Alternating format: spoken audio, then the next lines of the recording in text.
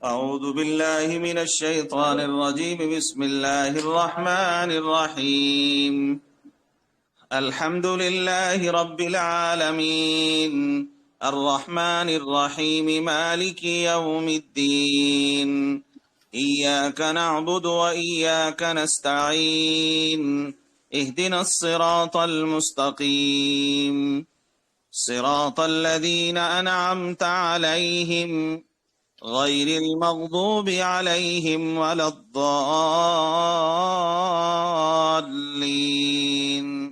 صدق الله العظीम। आमीन। जज़ाकल्लाहुम्मा। बहुत ही हमारे अजीज मोहम्मद अली भाई की जो खीरत अल्फाज उसका हमारे लिए सुनना एक खैर के लिए है। अल्लाह ताला हमें इसी तरीके से हर हमारी मजलिस में हम हर एक से कुरान की तिलावत कराते हैं ताकि हमारे दीन का भी इजाफा हो और हमारे आने वाले सेशन के अंदर भी बरकत रहे, और यहाँ से जो भी आप सीखते हैं इंशाल्लाह उसको आप अपने जिंदगी में अमल करें। उम्मीद है कि आप अब तक के जितने भी संडे लाइव हुए हैं ये तमाम के तमाम प्रोग्राम्स आपके जिंदगी में बेहतरी लाए होंगे। और आज का खुसूसी स्पेशल इसीलिए है क्योंकि ये हमारे खाने से ताल्लुक है, हमारे डाइट प्रैक्टिसेस के ऊपर है। जैसे कि हम लोग हमारे ट्रेडिंग प्रैक्टिसेस पे तो माशाल्लाह इतने सारे सेशंस लेते हैं, ये पहला सेशन होगा जो डाइट प्रैक्टिसेस पे है। मुझे याद है जब मैंने डायबिटीज पे संडे लाइव लिया था तो काफी सारे ब्रदर्स और सिस्टर्स की रिक्वेस्ट थी कि डॉक्टर साहब एक डाइट के ऊपर भी एक सेशन लिया जाए। तो अल्हम्दुलिल्लाह हमारे आपके फेवरेट ग्रुप इस्लामिक स्टॉक के एक एडमिन हजरात हैं जिनकी माशाल्लाह एक्सपर्टीज डाइट पे ही है। तो आज का संडे लाइव जो प्रोग्राम जो लाए हैं हमारे बड़े अजीज और मेरे कैप्सूल एकेडमी के एडमिन भी है हुसैन शेख साहब। तो सब तमाम हजरात को बता दूं, हुसैन शेख जो है माशाल्लाह पुणे से है। इनकी एक्चुअल में जो तालीम है, प्राइमरी जो तालीम है वो MBA है इन फाइनेंस एंड ऑपरेशंस, साथ में माशाल्लाह रिसर्च एनालिस्ट का एग्जाम जो हमारे ट्रेडिंग के लिए जरूरत है उसकी भी तैयारी कर रहे हैं। और माशाल्लाह 18 साल से IT इंडस्ट्री में एप्लीकेशंस के सपोर्ट और उसके ऑर्डर मैनेजमेंट का भी कर रहे हैं काम। और उसके अलावा इनकी खास दिलचस्पी है न्यूट्रिशन एंड फिटनेस की। तो इस न्यूट्रिशन एंड फिटनेस के इल्म को इन्होंने एक डिप्लोमा कंप्लीट किया है जो INFS इंस्टीट्यूट पुणे का है। तो माशाल्लाह इनका काफी ज्यादा मतलब इंटरेस्ट डाइट के बारे में, डाइट के है हमारे लिए क्या बेहतर डाइट होगा और डिफरेंट सिचुएशंस में डिफरेंट कंडीशंस को किस तरीके की डाइट को लेना है, ये इन सब का इल्म रखते हैं। सिर्फ आज के लिए इन्होंने एक टॉपिक किया है डाइट एंड रमजान। तो आप लोग कोशिश करें इनके साथ जुड़े, इनके लेक्चर्स को अटेंड करें और इनसे आखिरी में सवाल भी पूछें। सबसे पहले मैं ये भी कहूंगा कि जैसे कि आप सब जानते हैं कि हमारे लिए हमारी कुरान शरीफ खुद जो है नसीहत देता है। सूर्य नंबर 20 में 81 जब मतलब वर्स है उसके अंदर अल्लाह ताला खुद फरमा रहे हैं eat and drink but avoid excess, यानी खाओ पियो बट हद से ज्यादा अवॉइड करो। और उसी तरीके से बहुत सारे आपको हदीसें भी मिलेंगी और कुरान शरीफ के अंदर ये खुद बता रहे हैं अल्लाह ताला की आप अल्लाह का नाम लेके खाएं, बिस्मिल्लाह बोलकर खाना है, अपने दाहिने हाथ से खाना है और जो हमारे सामने है उसको खाना है। तो ये सब कीमती बातें हमारे दीनी भाई लोग जो हमारे अल्लाह ताला जो हमको इल्म दिया है वो हमको वक्तन सख्तन बताते रहते हैं। तो हम भी इस प्रोग्राम को बिस्मिल्लाह बोल के शुरू करते हैं। जो आगे आवाज आएगी वो होगी हमारे भाई हुसैन शेख साहब की। जी हुसैन भाई आप हैं? जी जनाब मैं हूँ डॉक्टर साहब। आप स्क्रीन शेयर कर ले और बिस्मिल्लाह स्टार्ट करें। जी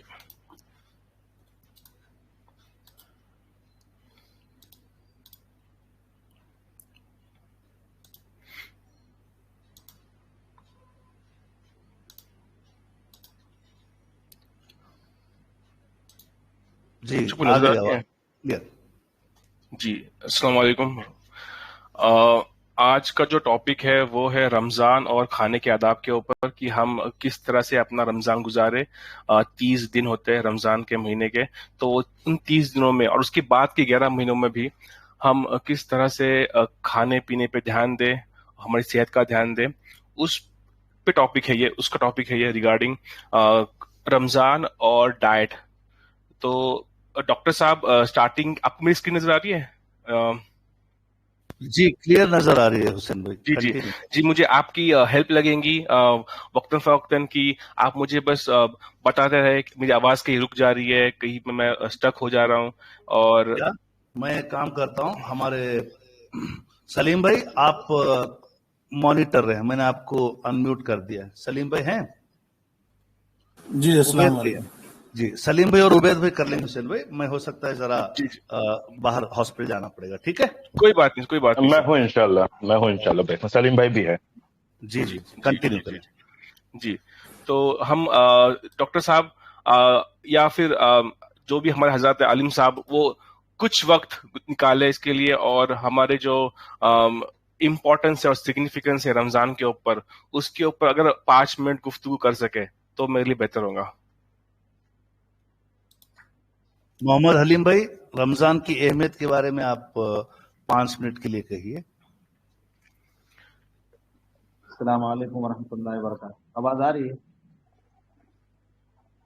जी क्लियर। जी क्लियर। रमजान के ताल्लुक से तबारक व तआला ने कुरान करीम में फरमाया है, शहरु रमजान अल्लज़ी उन्ज़िला फ़ीहिल कुरआन हुदल लिन्नास व बय्यिनातिम मिनल हुदा वल फुरक़ान। रमजानुल मुबारक का जो महीना है वो सबसे बड़ी बरकत इस एतबार से भी है कि अल्लाह तबारक व तआला ने उसके अंदर कुरान करीम को नाजिल फरमाया है। और कुरान का और रमज़ान का ये एक बहुत ही गहरा जोड़ है, वाबस्ता है इससे। इसीलिए जो है वो थोड़ा सा इसीलिए अल्लाह तबारक व तआला ने जो है वो कुरान की तरावी को भी इसके अंदर रखा है, ताकि पूरे साल में एक मर्तबा जितने भी बंदे हैं वो इस कुरान करीम को जो है अपने कानों से अल्लाह के सामने खड़े होकर जो है वो उसको सुन लें। हम हजरात को भी ये चाहिए कि रमज़ान मुबारक का महीना अगर मुकम्मल हो जाए, पूरा हो जाए, तो उसके बाद भी कुरान से वाबस्तगी जो है वो रहनी चाहिए। एक तो बात यह है। दूसरी बात यह है कि रमज़ान मुबारक में आम तौर से हम लोगों का खासकर जो नौजवान तबका है वो मुझे देखने को मिलता है, जैसा कि मैं एक मस्जिद से भी ताल्लुक़ रखता हूँ और उसमें मुझसे बहुत से लोग जुड़े हुए हैं, तो उसमें यह देखने को मिलता है कि रोज़े लोग छोड़ देते हैं, इसी तरह से तरावी छोड़ देते हैं। ऐसा नहीं होना चाहिए। रोज़ा की अहमियत इतनी बड़ी है, इतनी बड़ी है कि आपको ये मालूम होगा कि अगर कोई बंदा भी रमज़ान मुबारक का एक रोज़ा जानबूझकर अगर छोड़ दे, तो फिर उसके एवज़ में उसको 60 रोज़े मुसलसल रखना होते हैं। और अगर उस तसलसल के अंदर भी कोई एक रोज़ा छूट जाता है, तो फिर उसको 60 रोज़े रखने हैं। ये गोया कि उसकी अहमियत को असल में बताना है कि रमज़ानुल मुबारक का जो महीना है उसकी फजीलत और अहमियत इतनी बढ़ी हुई है कि अगर उसको कोई छोड़ दे तो 60 रोजे भी अगर रख ले तो वो रोजा उसकी वो बरकत, वो अजमत और वो नहीं आ सकती है। इसलिए जितने भी हाजरीन हैं, मेरी ये गुजारिश होगी कि रमज़ानुल मुबारक का महीना है तो रोजे जो है वो उसमें बहुत ही अहमियत के साथ रखते हैं। और उसके साथ साथ जो है वो जो दूसरी अहम चीज़ है वो कुरान करीम को सुनना है, यानी तरावी के अंदर जो है पूरा करना है। ये सुन्नत मुअक्कदा है हमारे यहाँ। और एक कुरान का सुनना तरावी के अंदर ये सुन्नत मुअक्कदा है। इसलिए जितने भी हजरात हैं या दूसरे भी और जो भी हैं, उनको कुरान करीम का नमाज के अंदर खड़े होकर सुनना ये बहुत ज़रूरी है। लिहाजा ये दो बातें मेरे जहन में थी, एक तो रोज़ा और दूसरी तरावी। इसकी अहमियत वो मैंने आप हजरात को जैसे बहुत ही मुख्तसर तौर पे बता दी कि ये ज़रूर होना चाहिए कि हम जो है वो तरावी भी सुने। बाल मरतबा ऐसा होता है कि कहीं 3 तरावी चल रही है, 3 पारे की, और पहली रकात में लोग बैठे हुए हैं और उसके बाद जो है जब रुकू में बंदा गया तो फिर वो रुकू में शामिल हो गए, तो कुरान का सुनना नहीं हुआ। ये कुरान छूट गया उसका, उतना जितना उसने जो है वो नमाज में नहीं पढ़ा वो उसका छूट गया। इसलिए बेहतर ये है कि अगर आप 3 पारे में शामिल ना हो, जितनी सकत हो उस हिसाब से आप पढ़ें। 2 पारे में शामिल हो जाएं, 1.5 पारे में शामिल हो जाएं, 1.25 पारे में शामिल हो जाएं, ठीक है ना। कुरान को सुने, एक महीना अगर इस कुरान को आप सुन लेंगे तो अल्लाह तबारक व तआला पूरे साल आपके जो है यौम के अंदर, पूरे दिनों में जो है वो अल्लाह तबारक व तआला बरकत अता फरमाएगा। अल्लाह ताला जो है वो हमारे आने वाले रोज़ों को और इसी तरह से हमारे आने वाली जो तरावी है उसके लिए हम सबको तैयार कर दे। और शौक और जज्बा होना चाहिए। अल्लाह के रसूल सल्लल्लाहु अलैहि वसल्लम को जो रमज़ान का महीना आता था तो कमर कस लेते थे। शाबान में ही अक्सर दिन अय्याम में शाबान में जो है वो आप रोज़ा रखा करते थे, और आखिर शाबान में वो आप रोज़ा छोड़ देते थे 2-3 दिन पहले। वो इसलिए ताकि रमज़ान के लिए मुस्तकिल तैयार हो। और शाबान में रखते इसलिए थे अक्सर अय्याम में ताकि जो है वो आदी आदमी हो जाए कि अब आगे रमज़ान आ रहा है नेक्स्ट महीने में, लिहाजा उसके लिए पूरी तैयारी हो जाए। लिहाजा हम सभी हजरात से गुजारिश भी करेंगे कि अल्लाह ताला हम सबको जो है हिम्मत और क़ुव्वत दे रोज़े रखने की और तरावी सुनने की। अल्लाह ताला से कबूल फरमा ले। आमीन। जी। तो आप फर्स्ट स्लाइड आपको नजर आ रही है मैक्रो और माइक्रो न्यूट्रिएंट्स के ऊपर, ओबेद भाई? हाँ आ रही है, दिख रही है। जी।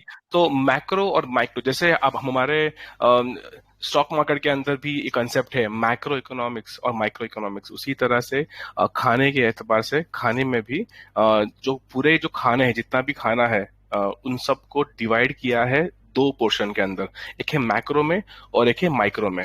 तो मैक्रो यानी कि बड़ा और माइक्रो यानी कि छोटा, जैसे हमारे इकोनॉमिक्स के अंदर है, वैसे ही हम जो खाना खाते हैं उसको भी डिवाइड किया है। आगे की स्लाइड में आपको नजर आएगा कि उनको किस तरह डिवाइड किया है मैक्रो और माइक्रो को। तो ये आपको दिख रहा है कि मैक्रो के अंदर कार्बोहाइड्रेट्स है, प्रोटीन्स है और फैट्स है। हम जो खाना खाते हैं, हम जो खाना हाथ में लेते हैं, उसमें ये तीनों चीजें होती है, कार्बोहाइड्रेट्स, प्रोटीन्स और फैट्स। इसका एग्जाम्पल हम ले सकते हैं चिकन तंदूरी से, चिकन तंदूरी या समोसे से। अभी चिकन तंदूरी जो होती है, तंदूरी चिकन, उसके अंदर होता है चिकन जो रोस्ट किया होता है, और वो जो रोस्टेड चिकन होती है उसमें जो चिकन होता है वो होता है प्रोटीन, उसको जो ऊपर से लगाते हैं बटर या घी वो होता है फैट, और उसमें कार्बोहाइड्रेट्स नहीं होता है, एकदम नाक के बराबर होता है कार्बोहाइड्रेट्स उसके अंदर, चिकन तंदूरी के अंदर। और दूसरा एग्जाम्पल था समोसे का। समोसे के अंदर ऊपर की जो परत होती है वो होती है मैदे की, उसमें होते हैं कार्बोहाइड्रेट्स, और अंदर जो होता है आलू या सब्जी उसमें भी होती है कार्बोहाइड्रेट्स, और जो हम तलते हैं जिसमें वो होता है फैट, तेल। तो उसमें कार्बोहाइड्रेट्स और फैट्स है समोसे के अंदर। और चिकन तंदूरी के अंदर चिकन में है प्रोटीन और उस पर लगा है बटर, यानी कि प्रोटीन और फैट्स है। और उसके बाद जो आपने देखा साइड में जो ऑप्शन दिया है माइक्रो न्यूट्रिएंट्स, छोटे न्यूट्रिएंट्स, उसमें होता है विटामिन और मिनरल्स। हर खाने के अंदर विटामिन होता है, जैसे कि vitamin A, vitamin B complex, vitamin D, E, ये सारे विटामिन होते हैं। और छोटे छोटे मिनरल्स होते हैं, मैग्नीशियम, मैग्नीज, फॉस्फेट, पोटेशियम, ये सारे हमारे खाने के अंदर होते हैं। तो खाने को दो हिस्सों में डिवाइड किया हुआ है, मैक्रो और माइक्रो के अंदर। तो आगे हम देखेंगे कि उनको और डीप में समझेंगे हम लोग उसको। आप यहाँ पे देख रहे हैं कि जो पहली स्लाइड थी उसमें थे 5 और अभी के स्लाइड में है 6। इन दोनों में डिफरेंस एक ही है, मेन जो डिफरेंस है वो है वाटर का। ये सारे जो मैक्रो माइक्रो को जो कंबाइन किया हुआ है, इन सबको कंबाइन किया है वाटर ने। तो water is a most important thing required for the body. Body जो पूरी बनी है उसमें मैक्सिमम हिस्सा जो है वाटर से बना हुआ है। तो इन सबको जोड़ के रखा हुआ है न्यूट्रिएंट्स को पानी ने। तो ये जो 6 हिस्से है, ये 6 हिस्से में ही बना है पूरा का पूरा खाने का ratio proportion, carbs, proteins, fats, water, vitamin और मिनरल्स। अब थोड़ा सा आगे हम जाते हैं, इसमें समझेंगे कि जो हम बोलते हैं ना कैलोरीज खाना है, कैलोरीज कम कैलोरीज खाओ, ज्यादा कैलोरीज खाओ, ये कैलोरीज आते कहाँ से है। तो ये कैलोरीज को भी साइंटिस्ट लोगों ने डिवाइड किया है, बताया है कि प्रोटीन में कितने कैलोरीज है, कार्बोहाइड्रेट्स में कितने कैलोरीज है, और फैट्स में कितने कैलोरीज है। फैट्स यानी कि घी, तेल जो होता है। तो 1 ग्राम प्रोटीन में है 4 कैलोरीज, ये साइंटिफिकली प्रूवन है। 1 ग्राम कार्बोहाइड्रेट्स यानी कार्ब्स में है 4 कैलोरीज और 1 ग्राम फैट में है 9 कैलोरीज। इसलिए आपने सुना होगा अक्सर डॉक्टर ने कहा है कि फैट कम खाओ, तेल कम खाओ, तली हुई चीजें कम खाओ। इसका रीजन ही है कि फैट में बहुत ज्यादा कैलोरीज होते हैं। अगर आपने 10 ग्राम फैट खा लिया, यानी कि एक चम्मच होता है वो 5 ग्राम का होता है, 1 स्पून। अगर आपने 2 चम्मच घी खा लिया या बटर खा लिया तो वो 9 इंटू 10 90 कैलोरीज आपने खा लिए 2 चम्मच घी में, दो चम्मच तेल के अंदर। और हम तो अक्सर मैक्सिमम जो हमारा खाना होता है वो होता है फ्राई फूड वाला, फ्राइड फूड। आपने देखा होगा वो मैक्सिमम जो खाना होता है, मेन जो कंटेंट होता है, पोर्शन होता है खाने का, उसके ऊपर बहुत सारा तेल होता है। तो हम लोग क्या करते हैं, टिश्यू पेपर से वो तेल को निकालते हैं। आपने देखा होगा अक्सर कई बार। तो वो निकालने से भी तेल कम नहीं होता, तेल अंदर होता ही है, खाने के अंदर वो फैट होता ही है। तो कोशिश ये करें कि कम से कम फ्राई आइटम खाए, कम से कम तली हुई चीजें खाए, जिससे फैट इनटेक यानी कि कैलोरी इनटेक कम जाए बॉडी के अंदर। आगे है बीएमआर, बेसल मेटाबॉलिक रेट।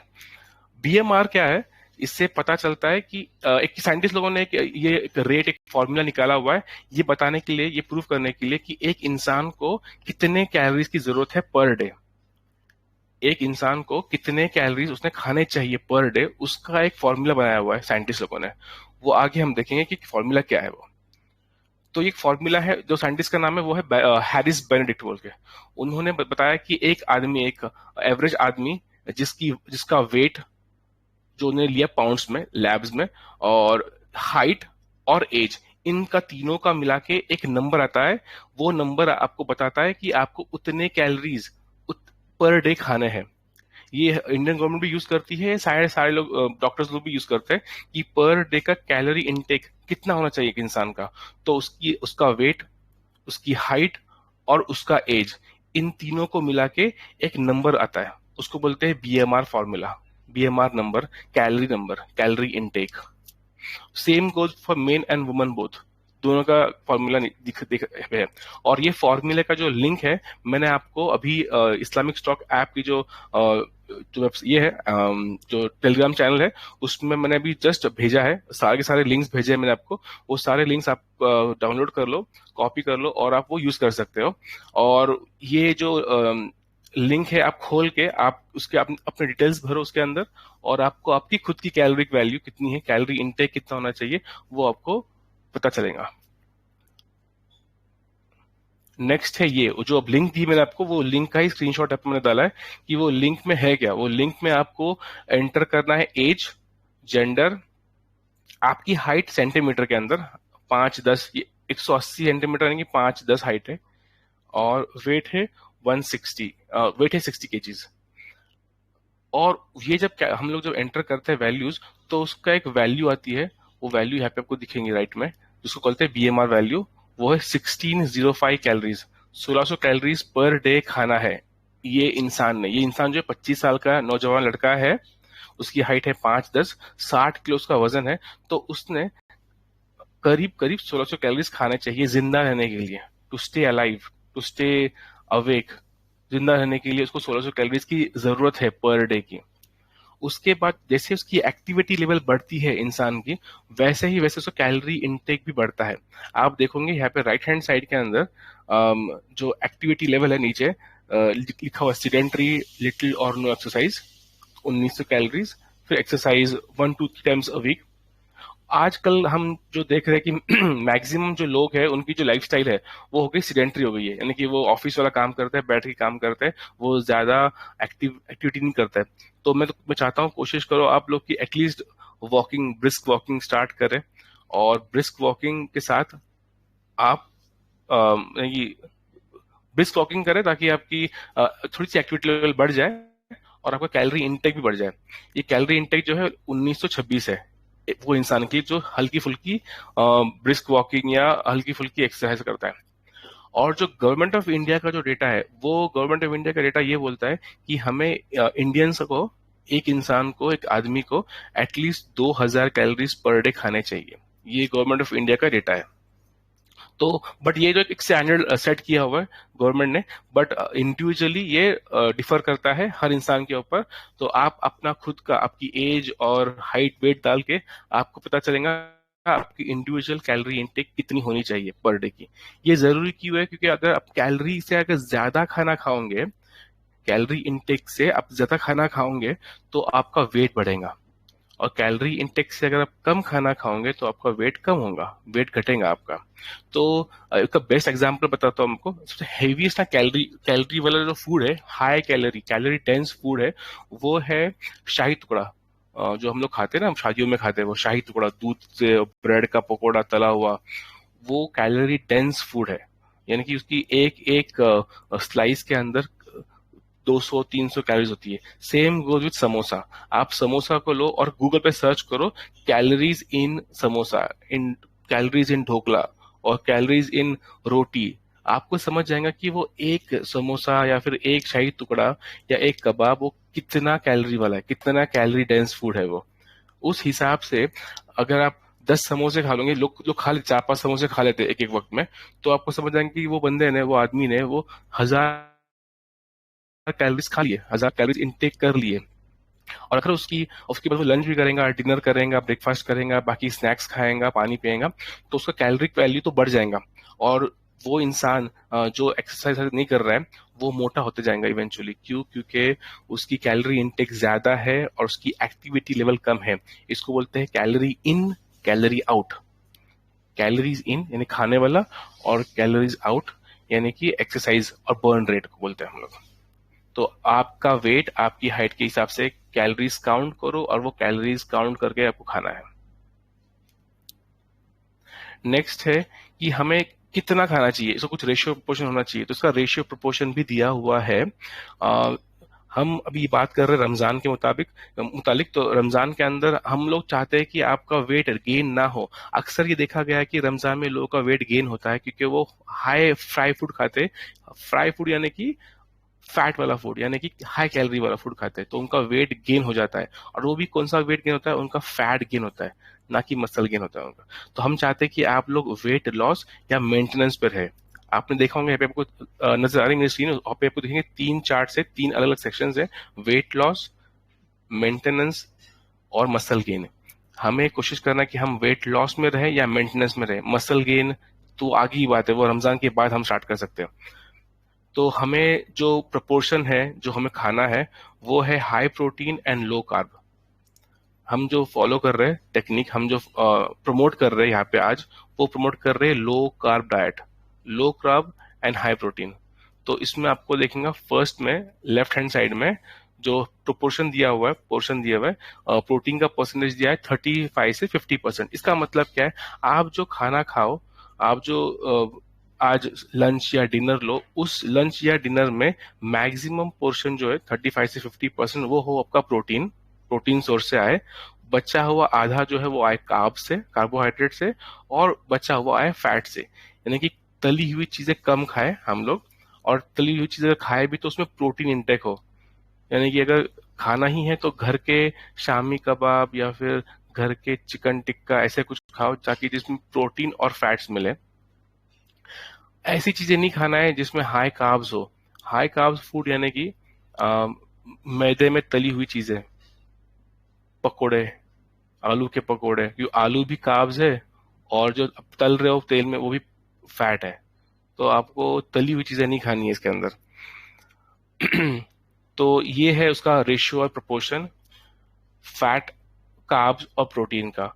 और आपने अगर मेंटेनेंस में देखा है, मेंटेनेंस में वही है, आधे कार्ब्स खाने हैं और 25 से 40% प्रोटीन है और 25 से 40% फैट है। हम आगे देखेंगे कि इसको कैसे सर्च करना है, कैसे ढूंढना है, क्या करना है आगे।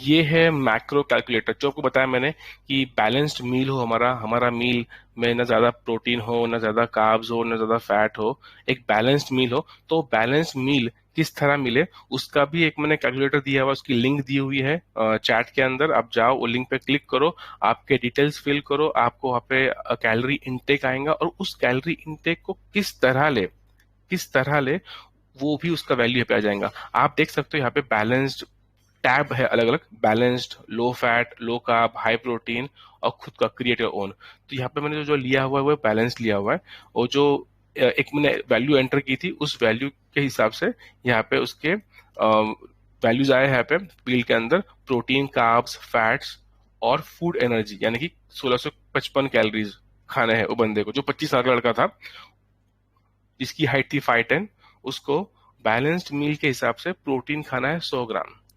अभी 100 ग्राम में क्यों खाना है? एक बेसिक मैथ्स, एक बेसिक साइंस है। डॉक्टर लोग ये बोलते हैं, साइंटिस्ट लोग भी यही बोलते हैं कि एक आदमी जिसका वजन है 60 किलो, उसने हमारे बॉडी वेट के 1 ग्राम प्रोटीन खाना चाहिए। अगर आपका वजन है 60 किलो तो आपने 60 ग्राम प्रोटीन खाना चाहिए। अगर आपका वजन 80 किलो तो आपने 80 ग्राम प्रोटीन डेली खाना ही चाहिए, कम से कम 1 ग्राम पर बॉडी वेट, ये आपको खाना ही खाना है। तो यहाँ पे 100 ग्राम क्यों आए? क्योंकि ये बंदे को बैलेंस करना है, तो इसीलिए वो खा रहा है 100 ग्राम। इट इज 1.2 ग्राम ऑफ पर बॉडी वेट, 1.2 1.3 ग्राम पर बॉडी वेट। और जो बॉडी बिल्डर्स होते हैं जो एक्चुअली में जिम जाते हैं, वो लोग खाते हैं 2 ग्राम 2.4 ग्राम पर केजी बॉडी वेट, यानी कि 2.5 ग्राम, यानी कि उनका अगर वजन अगर 80 किलो है, 80 इंटू 2.4, इतना वो प्रोटीन खाते हैं। वो किस तरह से खाते हैं, उसका इनका इनटेक क्या होता है, वो आगे हम देखेंगे। तो ये कैलकुलेटर मैंने आपको दिया हुआ है, ये आप कैलकुलेटर पे आपकी वैल्यूज डालो और ये यहाँ पे आपको समझेगा कि आपको प्रोटीन, कार्ब्स और फैट्स कितने लेने हैं। और रमजान शुरू होने से पहले, अभी रमजान शुरू होने में करीबन 7 से 8 दिन है, तो मैं चाहता हूं कि आप एक प्रिवेंटिव हेल्थ चेकअप, खुद का प्रिवेंटिव हेल्थ चेकअप आप करें, आपके ब्लड टेस्ट करें, जिससे आपको पता चलेगा कि मेरी अभी की कंडीशन कैसी है, मेरी अभी की कंडीशन कैसी है। देयर आर 3 थिंग्स, 3 तरीके होते हैं बॉडी को एनालाइज करने के, बॉडी को चेक करने के। वो 3 तरीके हैं, एक है ब्लड टेस्ट, दूसरा है सोनोग्राफी, एब्डोमेन पेल्विस की, पेट की सोनोग्राफी करनी है आपको, और तीसरा है बीसीए, बॉडी कंपोजिशन एनालिसिस। बहुत सारे लोग उसको बीएमआई बोलते हैं, बीएमआई नहीं है, ये बीसीए है। ये आपको लोकल जो जिम है, जो बड़े जिम है, गोल्ड जिम है या फिर जो एब्स है फिटनेस, यहाँ पे आप जाएंगे तो 200-300 रुपए लेते हैं, और आपको वो खड़ा करते हैं मशीन के ऊपर जिम के अंदर, और आपको वो बताता है कि आपके बॉडी के अंदर फैट्स कितना है, प्रोटीन्स कितने हैं, मसल्स कितने हैं, और आप कहाँ पे लैक करते हो। यानी आपकी बॉडी की कंप्लीट एक एनालिसिस मिलता है आपको, उसके अंदर कंपोजिशन मिलता है कि आपकी बॉडी में फैट कितना है, मसल कितना है, बोन्स कितने हैं, उनकी वेट कितना है उनका। तो ये बीसीए आप कराओ लोकल जिम में जाके। अगर आपको वक्त मिले तो ये जरूर करवाना यूएसजी यानी कि सोनोग्राफी एब्डोमेन पेल्विस की। उससे पता चलेगा कि आपके गॉल ब्लैडर यानी कि पित्त के अंदर कोई खड़े है क्या, कोई स्टोन्स है क्या, कोई कैल्कस है क्या जमा, वो आपको पता चलेगा। जिसको बहुत सारे लोगों को एसिडिटी तकलीफ होती है, उससे पता चलेगा कि उनको एसिडिटी क्यों हो रही है, गॉल ब्लैडर स्टोन से। फिर बहुत सारे लोगों को शिकायत होती है यूरिन की, तो उससे पता चलेगा कि किडनी में कोई सूजन आई है या किडनी कैसे फंक्शन कर रहे हैं आपके। और बहुत सारे लोगों को खाना हजम नहीं होता, उनको गैस होता है, उसका एक रीजन होता है फैटी लीवर। तो आपको उससे समझना कि आपका लीवर कैसे काम कर रहा है। तो liver, kidney, gall bladder, appendix, colon, एक बेसिक इंफॉर्मेशन आपको मिल जाएंगी कि आपका पेट अंदर से कैसा है, सारे ऑर्गन्स का उसमें डिटेल मिल जाएंगे आपको। तो ये आपको अपने लोकल जो रेडियोलॉजिस्ट है उसके पास आप जाओ और उनके पास से ये सोनोग्राफी करवा के लो खुद के लिए। ये रूटीन हेल्थ चेकअप है, ये सोनोग्राफी हमने हर 3 साल या 5 साल में करनी चाहिए, हर 3 साल में 5 साल में एक बार करनी चाहिए रूटीन प्रिवेंटिव हेल्थ चेकअप। और जो ब्लड टेस्ट है वो तो साल में एक बार करना ही करना है, हर साल एक दिन, आपका बर्थ डेट हो या कोई भी आपका डेट हो, कोई एक रमजान से पहले या किसी दिन आप एक दिन फिक्स करो और वो हर साल ये आपको ये ब्लड टेस्ट कराना है। आपको खुद का एक एनालिसिस पता होना चाहिए कि मेरी बॉडी किस तरह फंक्शन कर रही है, मेरी बॉडी में कहाँ पे डेफिशिएंसी है, कहाँ पे क्या इश्यूज आ रहे हैं। तो ये जो बेसिक जो 8 ब्लड टेस्ट दिए मैंने, ये आदमियों के लिए दिए, औरतों के लिए थोड़े से अलग होंगे, औरतों के अंदर इसमें थोड़े 2-3 और ऐड होंगे, बट ये बेसिक ब्लड टेस्ट है जो आपको करवाने हैं। सीबीसी, HbA1c, सीबीसी से आपको पता चलता है कि आपके अंदर एनीमिया, इन्फ्लेमेशन और डेफिशिएंसी और एलर्जी कुछ है क्या, सीबीसी से। HbA1c से पता चलता है लास्ट 3 मंथ्स की ब्लड शुगर आपकी ब्लड शुगर कैसी थी पिछले 3 महीने। इससे पता चलेगा कि आपको फास्टिंग करना है तो कैसे करना है, रोजे रखने हैं तो कैसे रखने हैं, डॉक्टर से बात करनी पड़ेगी आपको HbA1c से। और उसके बाद है लिपिड प्रोफाइल, इससे आपको समझेगा कि आपके कोलेस्ट्रॉल लेवल और ट्राइग्लिसराइड्स कैसे है, हार्ट आपका कैसे फंक्शन कर रहा है, उससे वो पता चलेगा। बेसिक इन्फॉर्मेशन मालूम पड़ेंगी लिपिड प्रोफाइल से। और इसके लिए लिपिड प्रोफाइल के लिए 12 घंटे का फास्टिंग जरूरी है, 12 आवर्स फास्टिंग इज कंपलसरी। तो अगर आप जिस दिन आप जाओगे ब्लड टेस्ट करने के लिए सुबह 9 बजे 8 बजे जब भी जाओगे, तो आपको उसके पहले रात में 10 बजे 9 बजे डिनर कर लेना पड़ेगा, क्योंकि उसके बाद आपको कुछ खाना नहीं, सिर्फ पीना है, सिर्फ पानी पीना है। लिपिड प्रोफाइल्स के वैल्यूएशंस हिल जाते हैं, बदल जाता है अगर आपने रात में खाना खाया तो। और उसके बाद है LFT, लिवर फंक्शन टेस्ट। आपका लीवर के बेसिक SGOT SGPT वैल्यूज मालूम पड़ते हैं LFT के अंदर। उसके बाद है RFT, रेनल फंक्शन टेस्ट, यानी कि किडनी का function, creatine value, creatinine, uric acid ये कैसा है उससे पता चलता है RFT से, यानी कि रेनल फंक्शन टेस्ट है किडनी। बहुत सारे लोगों को पता है कि मैक्सिमम जो मुस्लिम लोग हैं उन लोग बहुत सारा चिकन और नॉनवेज खाते हैं, तो उनके यूरिक एसिड बढ़ जाता है बॉडी के अंदर और बॉडी में पेन होना शुरू होता है। तो उससे RFT से जितने भी उसमें वैल्यूज है उसमें पता चलता है कि बॉडी में यूरिक एसिड का लेवल कितना है। तो ये आप जरूर कराएं। और विटामिन डी, ये एक बहुत बहुत इंपॉर्टेंट विटामिन डी का ब्लड टेस्ट है। आपने देखा है अक्सर हम लोग आजकल जो है वो घरों के अंदर रहते हैं, घरों के बाहर जाते नहीं है, हम लोग धूप खाते नहीं है, हम लोग सारे के सारे शेड्स में काम करते हैं, अंदर काम करते हैं। तो हम लोग विटामिन डी हमारे बॉडी में बहुत डिफिशिएंट है। बहुत सारे लोग जो है इंडियन, जो लेडीज लोग है वो भी, बहुत सारे लेडीज लोग जो है वो विटामिन डी डिफिशिएंट होते हैं क्योंकि घर के बाहर जाते ही नहीं है। तो हम लोग ने घर के बाहर जाना छोड़ दिया। तो मैं चाहता हूँ कि आप घर के बाहर जाए सुबह सुबह और जो अर्ली मॉर्निंग जो सन होता है वो ले, जिससे विटामिन डी बने बॉडी के अंदर स्किन को लगने से। अगर आप नहीं ले सकते तो आप विटामिन डी के सप्लीमेंट्स ले सकते हो, इंजेक्शन ले सकते हो। आप डॉक्टर से बात करो इसके ऊपर ये रिपोर्ट आने के बाद कि मेरे विटामिन डी लेवल कैसे है, और उस हिसाब से आपको डाइट चेंज करना पड़ेगा। लेकिन डाइट में एग्स खाने पड़ेंगे विटामिन डी के लिए, धूप में जाना पड़ेगा, इंजेक्शन लेने पड़ेंगे, सप्लीमेंट्स लेने पड़ेंगे। और विटामिन डी की डेफिशिएंसी से बहुत सारी तकलीफें होती है, नींद ना आना, बहुत सारी तकलीफ होती है। तो आप विटामिन डी का टेस्ट जरूर कराएं। और उसके बाद है विटामिन B12, ये भी एक इम्पोर्टेंट विटामिन है, विटामिन B9 एंड B12। तो ये एटलीस्ट B12 तो आप जरूर कराएं, जिससे पता चलेगा आपको कि आपके बॉडी के फंक्शनिंग कैसी हो रही है, आपकी टोटल फंक्शनिंग कैसी होती है। और उसके बाद ये जो टेस्ट है सारे मर्दों के लिए, मेंस के लिए, इसलिए लास्ट में मैंने रखा है टोटल टेस्टोस्टेरोन। अगर आप लेडीज के लोग करवाते हैं तो ये लास्ट वाला टेस्ट ना कराएं, ये आपके लिए नहीं है। टेस्टोस्टेरोन लेवल जो है ये हार्मोन है बॉडी का, उससे पता चलता है कि आपकी बॉडी के अंदर हार्मोन्स की लेवल क्या है। अगर टेस्टोस्टेरोन लेवल गिर जाता है तो आपको भी बहुत सारी प्रॉब्लम्स आती है, थकान आ जाती है और बहुत सारे इसके इश्यूज है, बहुत सारे टेस्टोस्टेरोन लेवल गिर जाने के। तो ये 8 ब्लड टेस्ट है, आप जरूर कराएं ये ब्लड टेस्ट।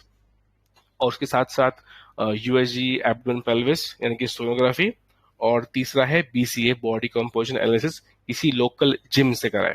अगर आप जिम में नहीं जाना चाहते, आप घर पे करना चाहते हो, तो इसकी मशीन मिलती है, आप गूगल पे जाओ और सर्च करो BCA मशीन, आपको मिल जाएंगी BCA मशीन। आप वो घर पे ला सकते हो और आप ये घर पे भी कर सकते हो बॉडी कंपोजिशन एनालिसिस। कोशिश ये करें कि आप अर्ली मॉर्निंग करें ये टेस्ट। जिम में भी जाए तो अर्ली मॉर्निंग जाए, वॉशरूम जाने के बाद ये आपको टेस्ट कराना है, बिना पानी पिए वॉशरूम जाने के बाद आपको ये टेस्ट करवाना है, BCA टेस्ट। उसे पता चलेगा बॉडी के अंदर फैट्स, प्रोटीन्स और मसल किस लेवल पे है। ओबे भाई आवाज आ रही है मेरी? मैं ऑडिबल, क्लियर? हाँ हाँ, आ रही है बराबर, क्लियर। जी।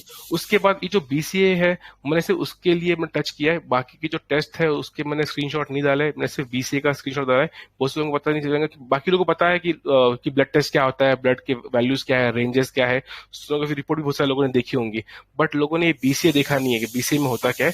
तो BCA में एक बेसिक इन्फॉर्मेशन दी है, आप देख सकते हो यहाँ पे बॉडी का वेट कितना है, ये मेरे क्लाइंट का है, ये अकबर शेख, उनका वेट कितना है, उनके बॉडी का फैट परसेंटेज कितना है, उनका BMI कितना है, और उनकी एक मेटाबॉलिक एज कितनी है, ये सारे आपको वैल्यूज मिलते हैं वो मशीन से। तो आपने अगर देखा कि जो रेड में है मतलब it's not good, he is overweight, अच्छी बात नहीं है। उनके सारे जो वैल्यूज है वो आने चाहिए ग्रीन के अंदर, ब्लू मतलब कि बॉर्डर लाइन और रेड मतलब कि danger, it is not good. इसमें एक और चीज मालूम पड़ती है, दो वैल्यूज मालूम पड़ते हैं अपार्ट फ्रॉम वेट और बॉडी फैट। यहाँ पे कुछ दिख रहा है, सबक्यूटेनियस फैट लिखा हुआ है, सबक्यूटेनियस फैट और विस्करल फैट। सबक्यूटेनियस फैट यानी कि पेट के ऊपर की चर्बी, तोंद जो हम बोलते हैं, पेट आ गया, वो सबक्यूटेनियस फैट इसमें पता चलता है, ये बीसीए मशीन के अंदर। और दूसरा पता चलता है विस्करल फैट।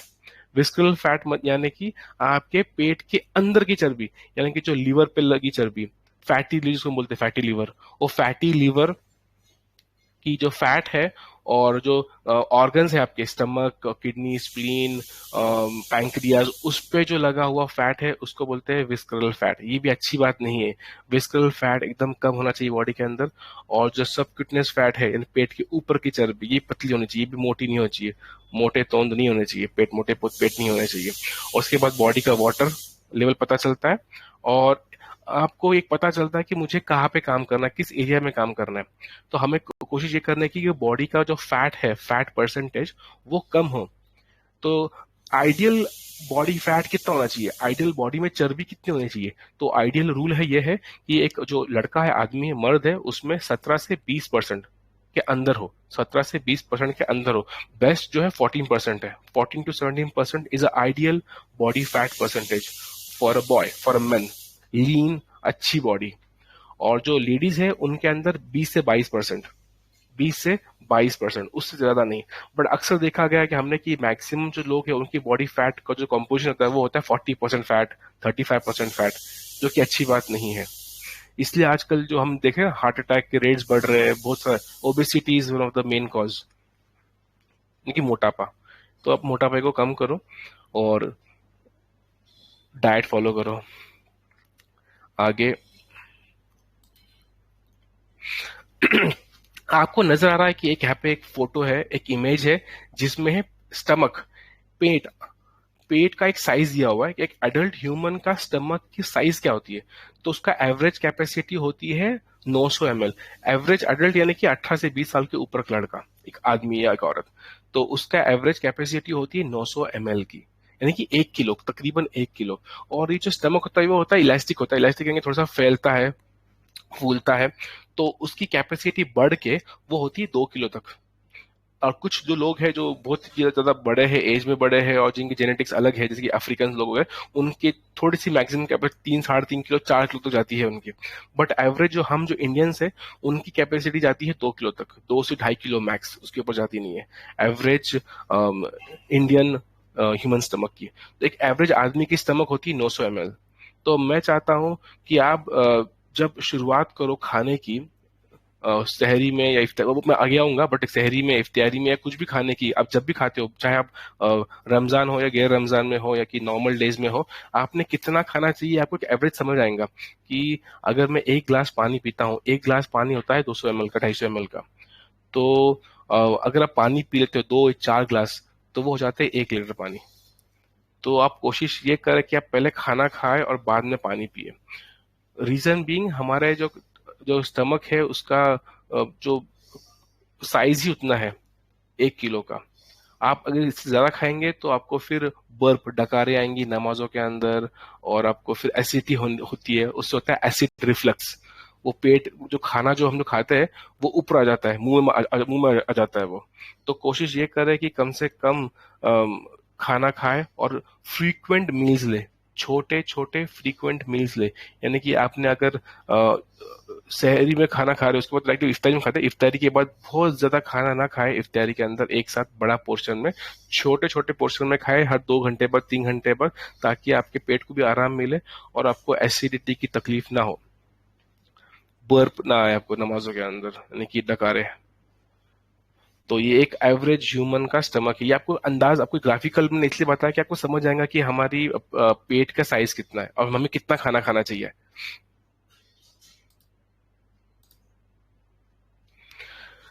अभी थोड़ी रमजान के रिगार्डिंग डाइट की बातें करेंगे हम लोग, कि ईट अ लाइट एंड न्यूट्रिशियस सूर।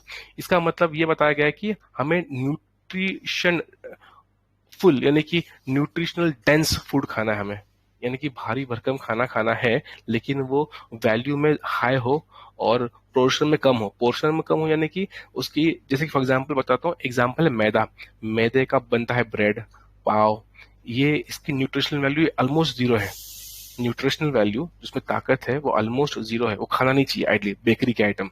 और उसके बनिस्बत जो गेहूं की रोटी है, गेहूं की रोटी, सब्जियां, फ्रूट्स और चिकन और मटन, ये न्यूट्रिशनल डेंस फूड है। तो आप कोशिश ये करें कि आप मैदे की रोटी की जगह गेहूं की रोटी खाएं, जो न्यूट्रिशनल डेंस खाना है। तो आप जब सहरी करो तो आपके जो इलाके के एतबार से जो खाना है आपका, जो आप फैमिली में खाना खाते हो, जो आपका ट्रेडिशन चलते आ रहा है, रोटी और सब्जी, रोटी और सालन, और रोटी और खीमा, जो आप खाते हो, ये आपको खाना है, न्यूट्रिशनल डेंस फूड खाना है। और इसके साथ आपको कंपल्सरी फाइबर खाना है। फाइबर इसलिए खाना है कि ताकि हम जो खाना खाए वो हजम हो सके और वो नेक्स्ट डे या शाम में या रात में इजीली पास आउट हो सके। अगर आपने फाइबर ने की सब्जियां अगर आपने नहीं खाई तो आपको गैस हो सकती है। आपको जब स्टूल पास करेंगे आप, यानी पोटी करेंगे आप, तो आपको वॉशरूम जाने में तकलीफ होंगी, उससे फिर पाइल्स की तकलीफ होती है, फिशर होता है। तो आप कोशिश ये करें कि हर खाने में, चाहे वो सहरी हो या इफ्तारी हो, आप खाने के साथ साथ, हर खाने के साथ थोड़ा सा फाइबर खाए। फाइबर किस चीज में? फाइबर है सब्जियों में और फ्रूट्स के अंदर, सब्जियों में और फ्रूट्स के अंदर। तो शहरी में भी लोग फ्रूट्स खाते हैं और सब्जियां खाते हैं कई इलाकों में, तो आप भी ट्राई करें। आदत नहीं होंगी हमको आदत है नॉर्मल खाना खाने की, रोटी सब्जी दूध चाय ये सब पी लेते हैं हम लोग, बट हम लोग सब्जियां नहीं खाते हैं, फ्रूट्स नहीं खाते हैं सुबह सुबह। तो कोशिश ये करें कि आप शहरी में भी फाइबर खाएं खाने के साथ साथ। और दूसरी बात यह है कि शहरी के अंदर दो चीजें अवॉइड करें, एक है कॉफी और चाय। चाय से होती है एसिडिटी, बहुत सारे लोगों को होती है, बहुत सारे लोगों को नहीं भी होती है, बट एक जनरल परसेप्शन ये है कि चाय पीने से लोगों को एसिडिटी होती है, बिकॉज उसमें होता है टैनिन नाम का एक पदार्थ, टैनिन नाम की चीज होती है। जैसे चाय में, कॉफी में होती है कैफीन, चाय में होती है टैनिन। ये न्यूट्रिशन को एब्जॉर्ब करने में रोकता है चाय। तो कोशिश ये करें अगर आपको चाय पीनी भी है तो आप ब्लैक टी पिए, काली चाय पिए या ग्रीन टी पिए। ना पिए तो बेटर है, बट किस किसी की आदत होती है कि अगर ना पिए, अगर वो नहीं पीते हैं तो उनका सर दुखता है, सर पकड़ लेता है, सर दर्द होता है उनको, तो उन्हें चाय चाहिए। तो अब मैं कोशिश करो कि आप मिल्क टी की जगह पे ब्लैक टी पिए, ब्लैक टी ग्रीन टी पिए। और कॉफी इसलिए ना पिए कि कॉफी से जो है बहुत ज्यादा फ्रिक्वेंट यूरिनेशन होता है, यूरिनेशन यानी पानी बॉडी में से निकल जाता है कैफीन पीने से, कॉफी पीने से। तो अवॉइड करें कॉफी पीने से शहरी के अंदर, ताकि आपको ज्यादा यूरिन निकल के आपको डिहाइड्रेशन ना हो जाए, आपको बॉडी आपकी डिहाइड्रेट ना हो जाए आपकी। तो कॉफी ना पिए शहरी के अंदर, कोशिश करें, अवॉइड करें।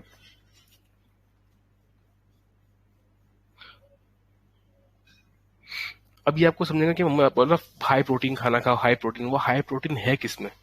तो ये वो स्क्रीनशॉट है, ये वो चीजें है जिसमें हाई प्रोटीन है। बीफ, लीन बीफ, लीन बीफ का मतलब होता है फैट फ्री बीफ। आपको पता है हम जब भी जाते हैं ना तो गोश्त की दुकान में उनको ये बोला करे कि भाई चर्बी ना डाले, गोश्त में चर्बी ना डाले, बिना चर्बी वाला गोश्त दे। वो बीफ, मटन जो भी आप खाते हैं, वो चिकन, इसमें प्रोटीन है। व्हाइट फिश, यानी हम जो फिश खाते हैं नॉर्मल जो फिश होती है उसमें, मिल्क में भी होता है, लेकिन बहुत सारे लोगों को भी मिल्क सूट होता नहीं है, वो लैक्टोज इंटॉलरेंट होते हैं बहुत सारे लोग, ये दूध में होता है लैक्टोज, तो बहुत सारे लोग लैक्टोज इंटॉलरेंट होते हैं। तो दूध देखकर पिए। बहुत सारे लोग जो तो दूध पीते हैं उनको गर्म दूध पीने से एसिडिटी होती है, लोग ठंडा दूध पीते हैं। तो कोशिश करें देख कर पिए, आपको अगर जो सूट होता है वो खाए। टोफू यानी कि सोया मिल्क, सोयाबीन का जो दूध निकलता है उससे बना हुआ पनीर, उसको बोलते हैं टोफू। नट्स यानी कि काजू बादाम अखरोट, ये हाई प्रोटीन है। चीज, चीज में हाई प्रोटीन भी और हाई फैट भी है, दोनों भी है, और चीज के अंदर माइक्रो न्यूट्रिएंट्स भी बहुत ज्यादा है, वो कैलोरी डेंस फूड है ये सारे के सारे।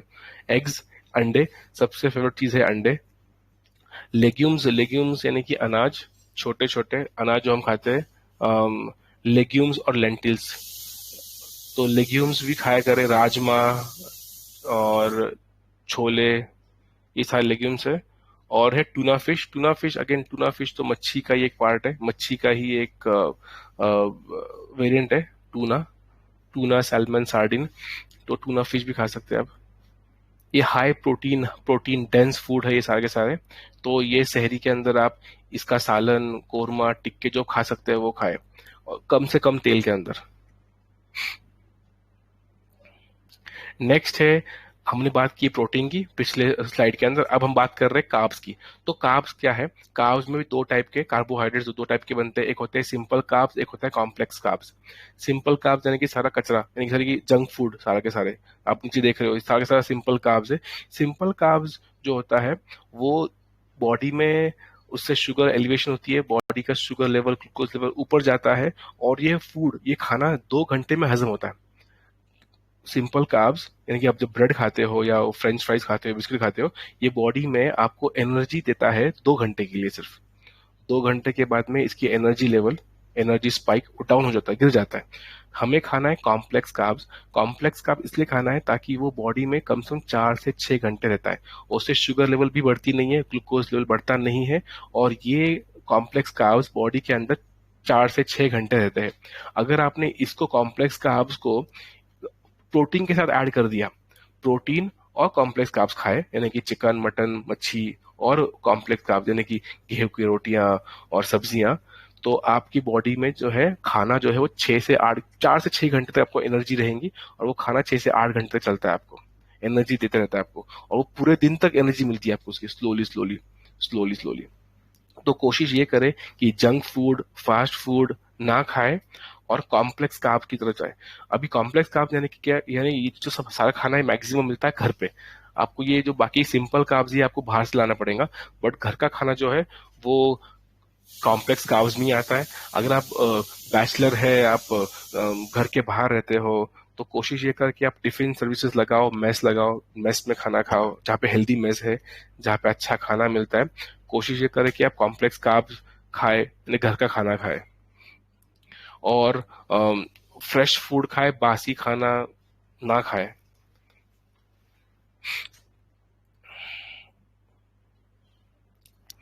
अभी यहाँ पे मैंने रीजन दिया है, जो आपने बताया आपको मैंने कि रीजन क्या है, डिफरेंस क्या है कॉम्प्लेक्स कार्ब्स में और सिंपल कार्ब्स में। ये थोड़ा टेक्निकल है, बड़ी समझना जरूरी है कि हम जंक फूड क्यों ना खाए, इसका रीजन क्या है। यहाँ पे आप देख सकते हो राइट हैंड साइड के अंदर, made of short chains of sugar molecules, digest quickly, यानी हमें 2 घंटे में खत्म हो जाता है, और ये जो है टेक्स टाइम डाइजेस्ट, यानी 6 से 8 घंटे चलता है बॉडी के अंदर। कॉम्प्लेक्स कार्ब्स गेहूं की रोटी और अलग अलग चीजें, सब्जियां, और रैपिडली इंक्रीजेस ब्लड शुगर, ये शुगर का लेवल बढ़ाता है। जिनको डायबिटीज है वो लोग तो ना खाए जंक फूड, उससे शुगर लेवल स्पाइक होती है। Causes the crashing feeling, crashing feeling 2 घंटे के बाद आपको इतनी भूख लगती है, शदीद भूख लगती है आपको 2 घंटे के बाद अचानक से, सिंपल कार्ब्स खाने से, यानी कि जंक फूड खाने से। और ये जो है खाना मोर प्रोसेस्ड होता है, आपको सबको पता है प्रोसेस्ड फूड होता है जंक फूड जितना भी होता है। और लो इन डाइटरी फाइबर, डाइटरी फाइबर यानी कि इसमें फाइबर नहीं है, फाइबर यानी कि सब्जियां और फ्रूट्स नहीं होते जंक फूड के अंदर, आप देखें। और फाइबर नहीं होगा तो आपको फिर मोशन पास करने में तकलीफ होंगी, इसलिए सिंपल कार्ब्स ना खाए, जंक फूड ना खाए। लोअर्स योर परफॉर्मेंस, आपकी एनर्जी लेवल गिर जाती है, आपको थकान महसूस होती है।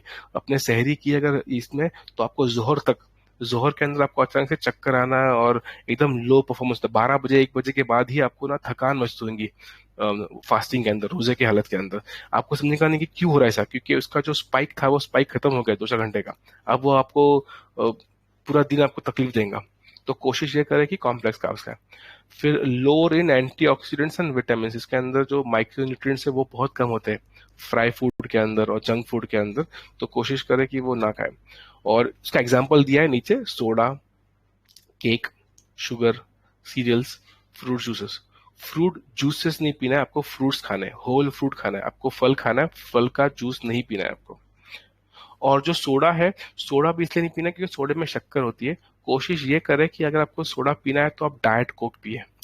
डाइट कोक या कोक जीरो होता है, उसके अंदर भी शुगर होती है, शुगर का सब्स्टिट्यूट होता है, उसको बोलते हैं एस्पार्टम, बट उसके अंदर डायरेक्ट टेबल शुगर नहीं है, तो उसकी कैलोरी वैल्यू 0 हो जाती है डाइट कोक की। तो डाइट कोक पिए और शेयर करें, पूरा डाइट कोक ना पिए, 300 ml का 100-150 ml पिए, और वो जो डाइट कोक है वो शेयर करें अपने फैमिली के घर वालों के साथ, और आधा ही पिए डाइट कोक।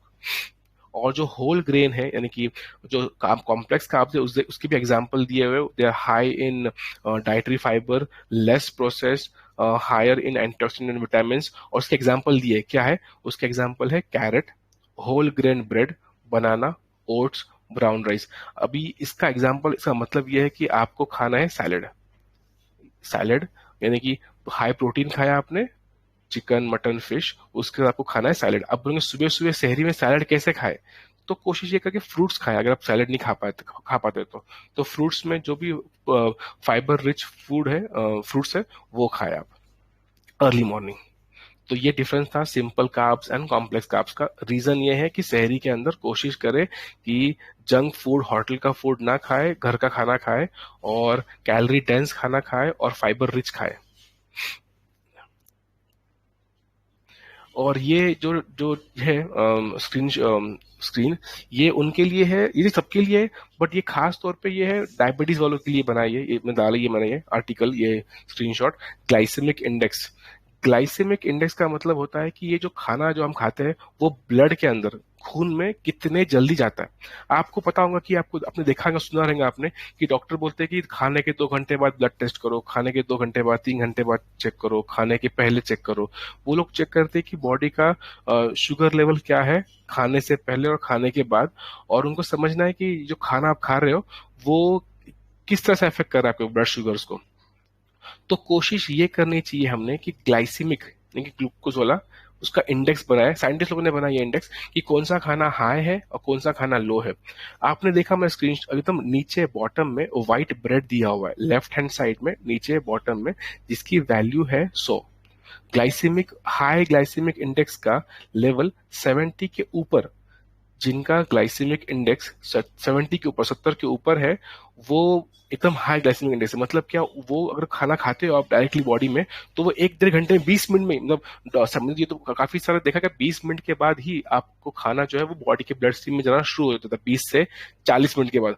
तो 2 घंटे बाद तो आपकी शुगर लेवल एकदम हाई रहेंगी अगर आप व्हाइट ब्रेड खाते हो तो, जिसकी ग्लाइसेमिक इंडेक्स, जिसका जो वैल्यू है वो 100 है। इसलिए कोशिश ये करो कि लो ग्लाइसेमिक इंडेक्स वाले खाने खाए, जैसे कि राइस ब्रान। ऊपर देखेंगे लेफ्ट साइड में ग्रेन्स में क्या है, rice bran, serial, spaghetti, corn, ये इनकी वैल्यू आपको समझेंगे। यहाँ पे वेजिटेबल्स है, वेजिटेबल्स की वैल्यू एकदम 15-15 है, वो लो ही होते हैं क्योंकि उनका काम ही, उसमें हाई फाइबर होता है वेजिटेबल्स के अंदर, सब्जियों के अंदर। तो ये आपको खाना ही है ताकि आपके बॉडी के अंदर शुगर जो स्लोली स्लोली स्लोली स्लोली जाए बॉडी के अंदर। वेजिटेबल्स, फ्रूट्स, डेयरी और प्रोटीन्स। आपने देखा प्रोटीन भी, देखो आप सारे जितने वेजिटेबल प्रोटीन प्रोटीन ये सारे जिनका ग्लाइसेमिक वैल्यू 55 से नीचे है, 55 से नीचे है, तो ये सारे जो खाने हैं स्लोली बॉडी में जाते हैं ब्लड के अंदर। तो ये खास इन लोगों के लिए है, शुगर पेशेंट्स के लिए है, और जो जिनकी शुगर बॉर्डर लाइन पे है और जिनको अर्ली शुगर हो चुकी है, टाइप 2 डायबिटीज जो लोग हैं, वो कोशिश ये करें कि लो ग्लाइसेमिक इंडेक्स वाला खाना खाएं।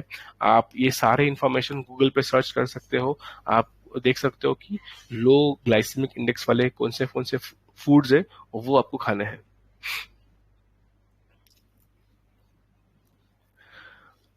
ये आपको दिख रहा है एक इमेज है, don't fill up like camels, pace yourself at sure. इसका मतलब क्या है, जो ऊंट होता है, ऊंट 3 मिनट में 200 लीटर पानी पी लेता है, क्योंकि उसकी रिक्वायरमेंट वैसी है। उसकी रिक्वायरमेंट वैसी है कि वो बहुत, उसको लंबा सफर करना पड़ता है डेजर्ट के अंदर, तो 3 मिनट में 200 लीटर पानी पी लेता है ऊंट। तो आपको इस तरह खाना नहीं है, आपको स्लोली स्लोली खाना है आपको। और कोशिश ये करें कि आप एटलीस्ट 35 to 40 मिनट्स तक सहरी करें, आराम से खाना खाए, ताकि वो खाना हजम भी हो, और चबाकर खाना खाए, जल्दबाजी में खाना ना खाए। और क्योंकि बहुत जल्दी अगर खाना खाते हो तो खाना डाइजेस्ट होता नहीं, वो छाती पे रह जाता है, आपको एसिडिटी होती है, एसिड रिफ्लक्स होता है उससे। तो खाना आराम से खाए और काफी देर तक खाए, एटलीस्ट 25-30 मिनट तक सहरी करे, आराम से सहरी करे, जल्दी उठे उसके लिए, और आराम से उठ के सहरी करे। और बहुत ज्यादा खाना, बहुत लार्ज क्वांटिटी में खाना ना खाए। मैंने आपको कहा था कैलोरी डेंस खाना खाना है आपको, बहुत ज्यादा खाना नहीं खाना है, कैलोरी डेंस वाला खाना खाना है आपको। और ये कोशिश करें, ये तो मुश्किल है, बट कोशिश ये करें कि आप जब भी सहरी में हो, जब भी आप रमजान के अंदर रोजे की हालत में हो, तो कोशिश ये करें कि आप धूप में ना निकले। धूप में निकलने से डिहाइड्रेशन हो जाता है। अब जिनका काम ही सेल्स वाला है, जो लोग on the road on the highway काम करते हैं, उनके लिए तो मुश्किल है। बट जो लोग घर पे रह सकते हैं, सीडेंट्री जिनकी है लाइफस्टाइल, वर्क फ्रॉम होम जिनका है, वो कोशिश करे कि घर के बाहर ना जाए रमजान में रोजे के अंदर। बहुत अगर जरूरत पड़ी तो शाम में निकले खरीदारी के लिए। अगर कुछ शॉपिंग करना है, कुछ खरीदना है, तो रात में निकल जाए, रात में खरीद के लेकर आए नेक्स्ट डे के लिए, नेक्स्ट वीक के लिए। बट कोशिश ये करे कि अब जो रमजान है ये साल का, वो आ रहा है मार्च के महीने में, तो ये पीक होता है मार्च अप्रैल में, ये समर सीजन है इंडिया के अंदर। तो कोशिश ये करे कि घर के बाहर ना निकले, जिससे डिहाइड्रेशन ना हो। क्योंकि डिहाइड्रेशन होने से फिर सर दर्द होता है, फिर आपके उल्टियां होती है, तो आपके फिर आगे जो आने वाले हैं रोजे, वो खराब ना हो जाए। इसलिए कोशिश ये कर कि डिहाइड्रेशन ना हो, इसलिए घर के बाहर ना निकले। स्पेसिफिकली धूप में अगर निकलती भी तो फिर छाता लेकर निकले। Eat a healthy iftar, avoid fried food. ये मैं पहले भी कहा था, अभी भी कह रहा हूँ कि हम लोग जो है इफ्तारी में, आपने देखा होगा, ये है मेन रीजन। मैं चाहता हूं कि आप ये ना खाए। As a dietitian I would say avoid this, जितना हो सके इससे बचो। और ये तो चीज आपको खानी है तो घर पे बनाकर खाओ। घर पे इसकी कैलोरी वैल्यू भी बढ़ेंगी, फ्राई आइटम कम रहेंगे, अच्छा तेल रहेगा। क्योंकि यहाँ पे जो तेल यूज करते हैं ये लोग, वो सेम तेल बार बार रिपीट करते हैं, वो तेल काला हो जाता है पूरा। और वो जो काला तेल जो होता है उसको बोलते हैं रैंसिड ऑयल। वो रैंसिड हो जाता है ऑयल, खराब हो जाता है, वो सड़ जाता है ऑयल। वो उसी ऑयल में हम पका पका के वो तेल के अंदर पकोड़े और चिकन और बाकी की चीजें खाते हैं। तो कोशिश करें, अवॉइड करें कि बाहर का खाना ना खाए, घर का खाना खाए। और घर में भी कोशिश करके कम से कम फ्राई आइटम खाए। क्योंकि ये फ्राई आइटम इसलिए नहीं खाए क्योंकि फ्राई आइटम खाने से, वो जो फ्राई आइटम मतलब तेल जो होता है, वो तेल में, वो 1 ग्राम तेल में 9 कैलोरीज होते हैं। तो आप जब भी खाना खाओ, इसके आगे याद रखो, वो जो पकोड़े हैं तेल वाले, जो भी है चिकन वाले पकोड़े, वो दबाओ और उसको देखो हाथ में कितना तेल आ रहा है उसका। अब ये इमेजिन करो वो तेल जो है वो बॉडी किस तरह से डाइजेस्ट करेगा, मेटाबोलाइज करेगा।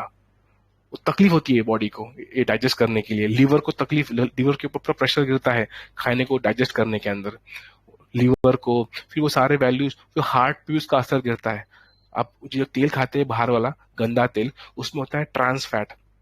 वो ट्रांस फैट एक सबसे बड़ा रीजन है आपके कोलेस्ट्रॉल और ट्राइग्लिसराइड्स के लेवल को वो हिला देता है पूरा के पूरा। और उससे आपको फिर हार्ट में ब्लॉकेज आना शुरू होता है। ये बाहर का खाना खाने का वन ऑफ द रीजन है। तो ये बाहर का खाना अवॉइड करो जितना हो सके जिसमें ट्रांस फैट्स है। क्योंकि ये तेल तो नॉर्मल हाई क्वालिटी अच्छे वाला जेमिनी का या फिर ऑलिव ऑयल यूज नहीं करते, ये लोग यूज करते हैं पाम ऑयल, जो palm oil is not good for health. तो इफ्तियारी में कोशिश करें कि आप खजूर से इफ्तियारी करें, खजूर पानी से इफ्तियारी करने के बाद भी, ये मैं देखा अरब में भी देखा है कल्चर, सऊदी में, दुबई के अंदर देखा है मैंने कल्चर, और ये कल्चर इंडिया में नहीं है, बट कि वो लोग इफ्तियारी करने के फौरन बाद नमाज पढ़ते हैं और नमाज पढ़ने के बाद आराम से सुकून से खाना खाते हैं, इफ्तारी करते हैं।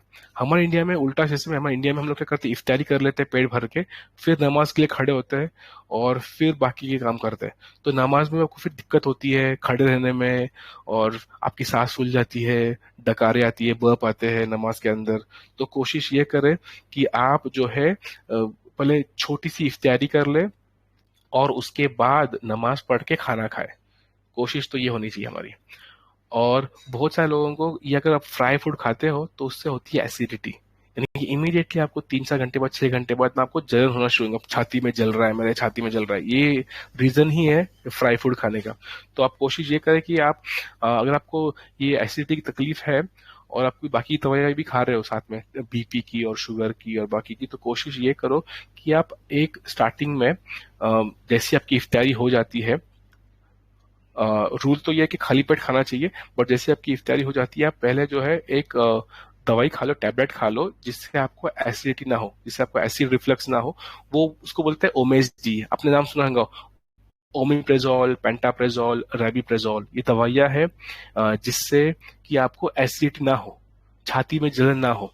तो आप ये खाली पेट खा सकते हैं। जैसे आपने खजूर खा के पानी पी लिया, रोजा इफ्तारी कर लिया आपने, या आप टैबलेट खा लो, नमाज पढ़ लो, 15 से 20 मिनट लगते हैं एक्शन होने, ये टैबलेट को एक्शन होने, 20 मिनट में 25 मिनट में अपना खाना खाना स्टार्ट करना चाहिए। तो आप नमाज के बाद खाना खाओगे तो आपको हजम भी होगा, आपको एसिडिटी भी नहीं होगी। तो ये आप टैबलेट खा सकते हो जिन्हें एसिडिटी तकलीफ है। ये आप शहरी में खाओ या इफ्तारी में खाओ, कोशिश करो कि इफ्तारी में खाओ, क्योंकि मैक्सिमम जो इंडिया के जो लोग हैं वो खाना इफ्तारी में खाते हैं। तो एकदम हेवी लोड, हेवी खाना है, हाई फूड, मोर वेट वाला खाना। तो आप कोशिश ये करो कि आप रात में ही, शाम में ही इफ्तारी के वक्त एक गोली खाओ या टैबलेट खाओ।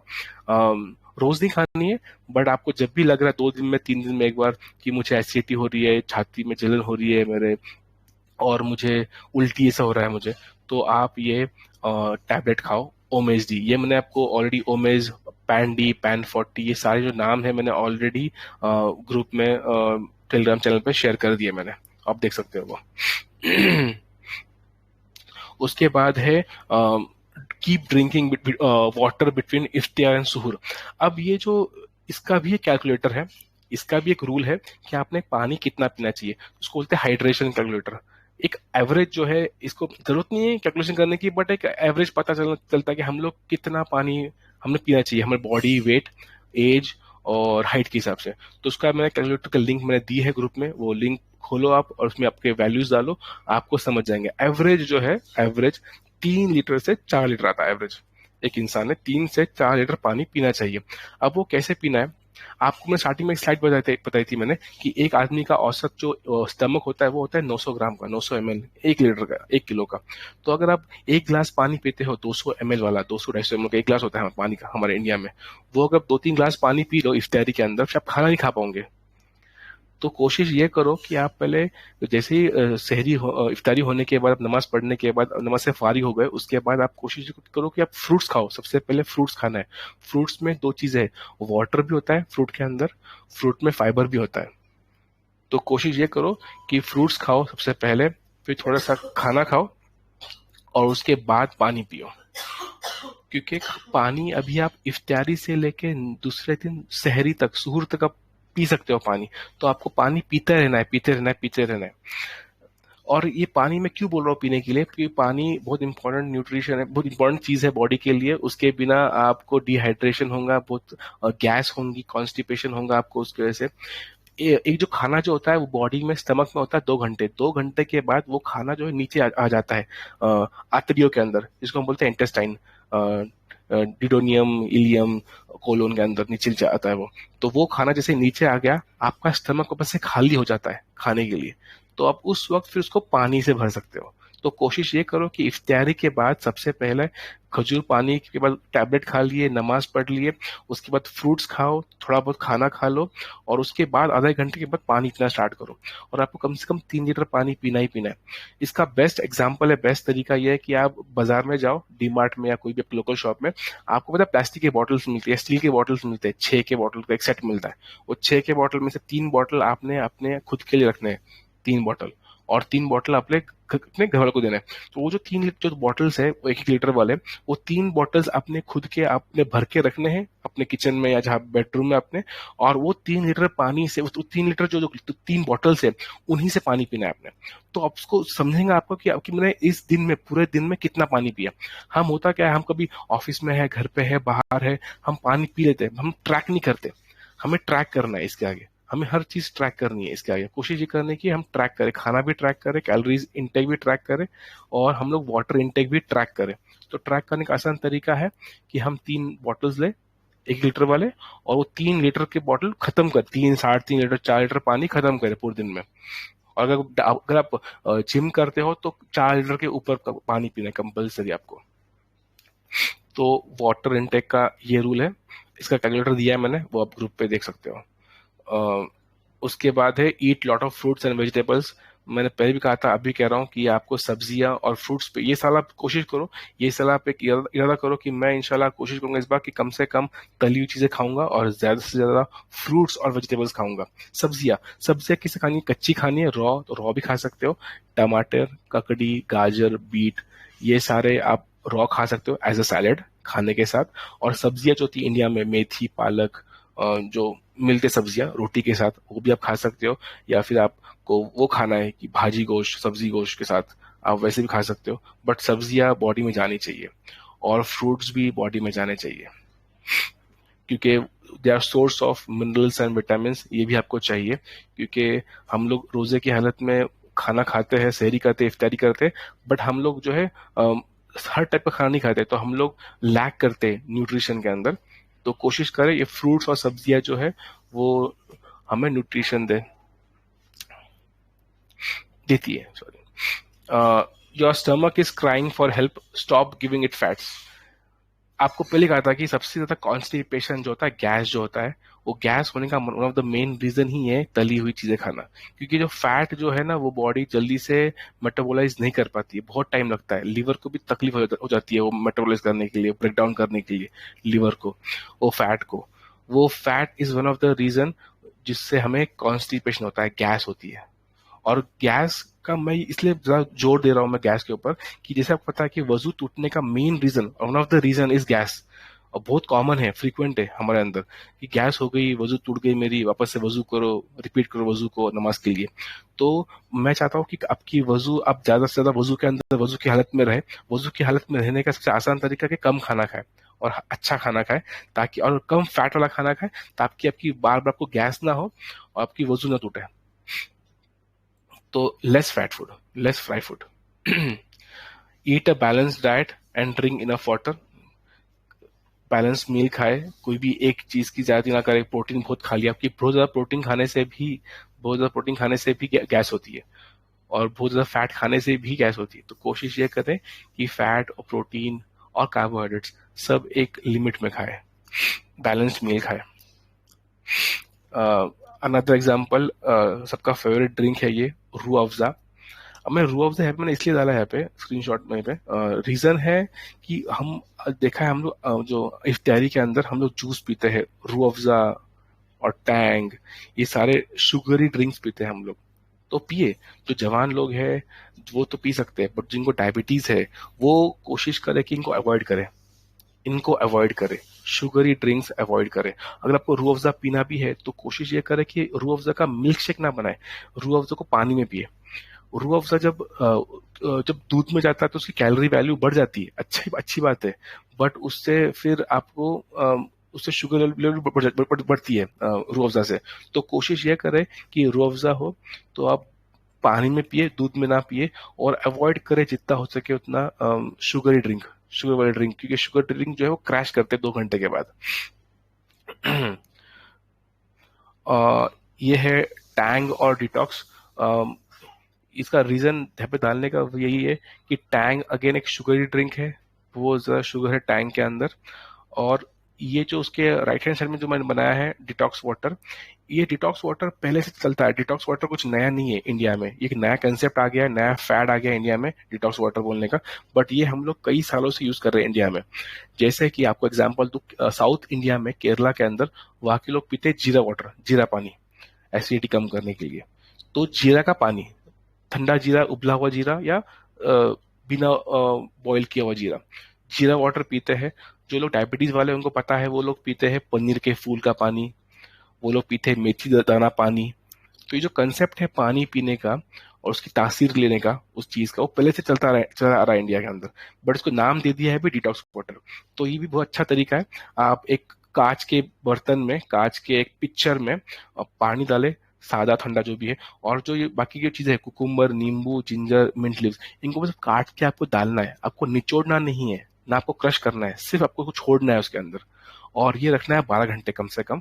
12 घंटे रखने के बाद उस पानी को पीना है, और जो उसमें कुकुम्बर को खाना है खाओ या फेंकना है फेंक दो, बट मेन इंग्रेडिएंट है वाटर इनटेक जाना चाहिए।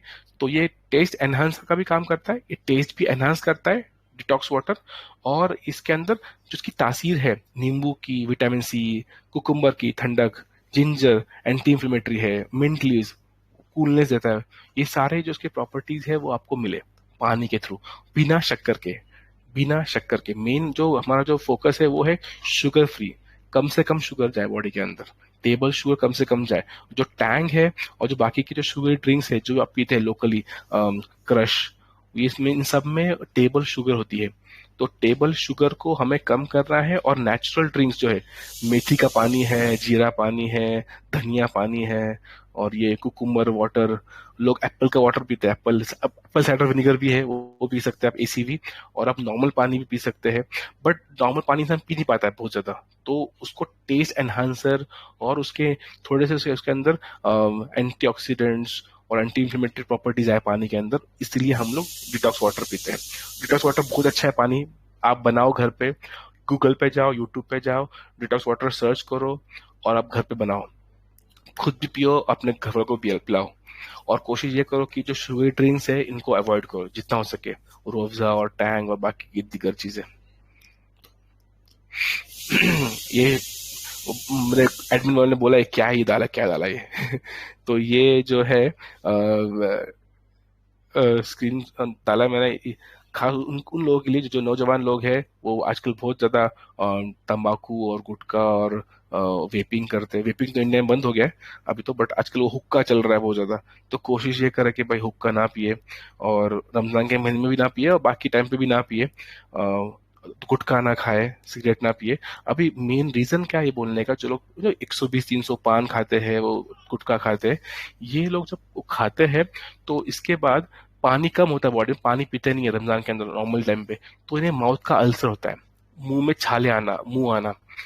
तो कोशिश ये करे कि ये जो तंबाकू गुटखा इसका इस्तेमाल ना करे रमजान के अंदर भी, क्योंकि इससे मुंह में छाले आने का डर होता है, अल्सर होने का डर होता है इससे।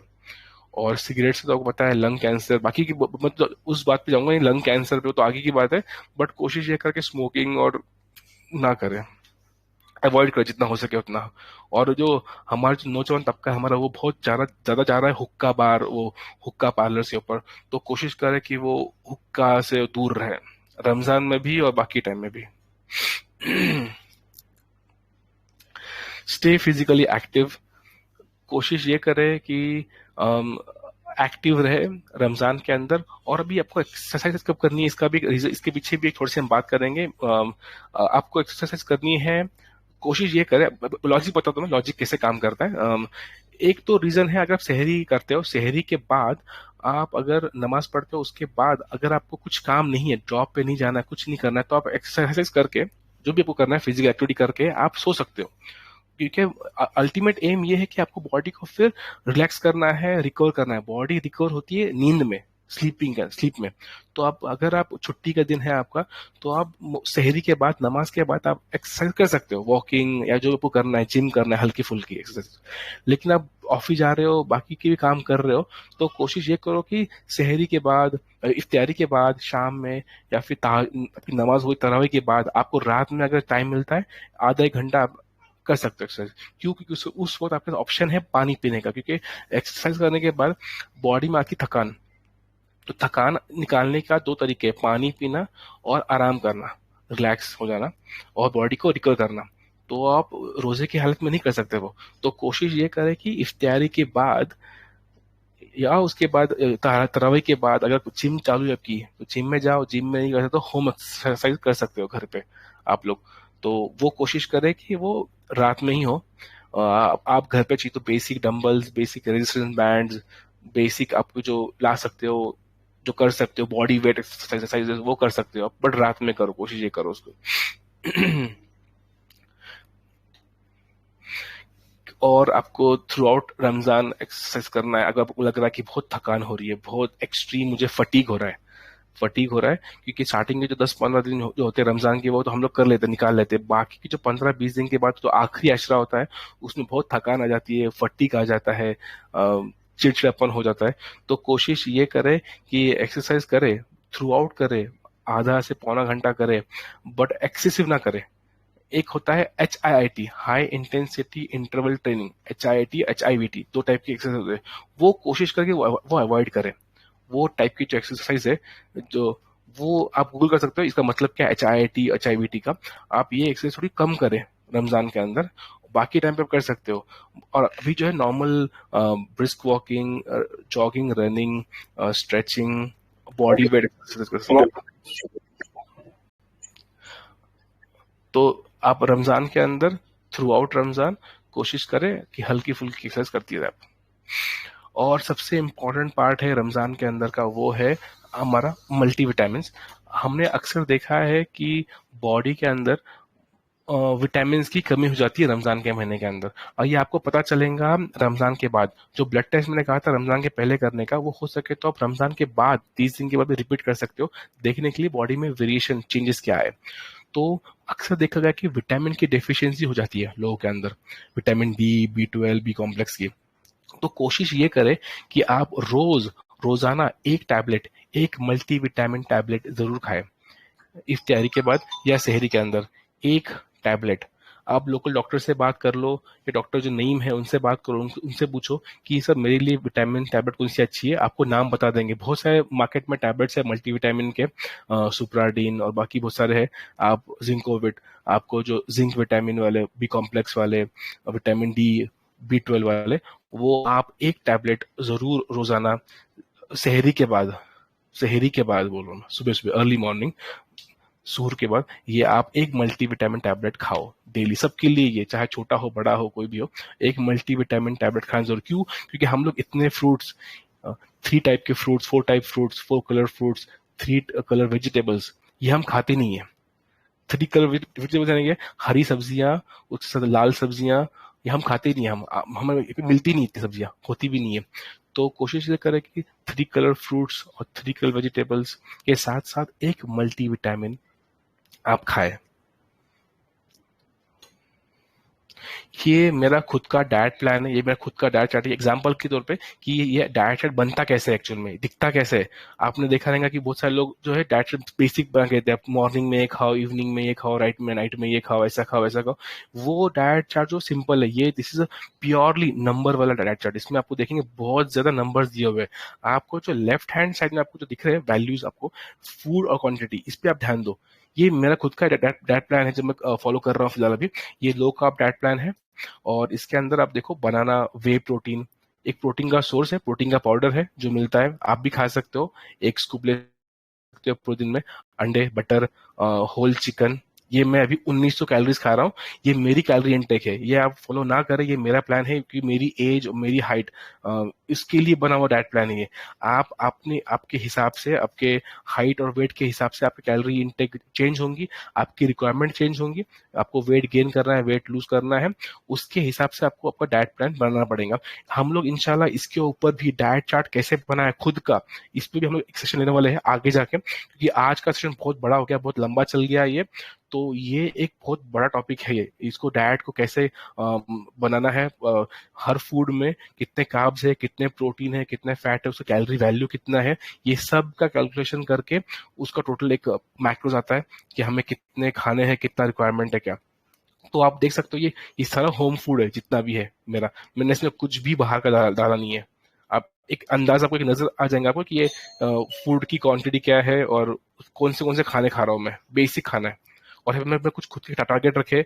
आपको मैं स्टार्टिंग में कहा था कि एक इंसान को एक एक आदमी को 1 ग्राम पर केजी बॉडी वेट चाहिए, तो मैं खाता हूँ 1.5 ग्राम पर केजी बॉडी वेट। और मेरा वाटर इंटेक, मैंने कहा 3 से 4 लीटर चाहिए, मेरा वाटर इंटेक है करीब 3.5 लीटर। ये मैं क्यों बता रहा हूँ अपना एग्जाम्पल, लाइव एग्जाम्पल, कि ये एक एक्चुअल पिक्चर है, एक्चुअल सिनेरियो है, ये लाइव एग्जाम्पल है।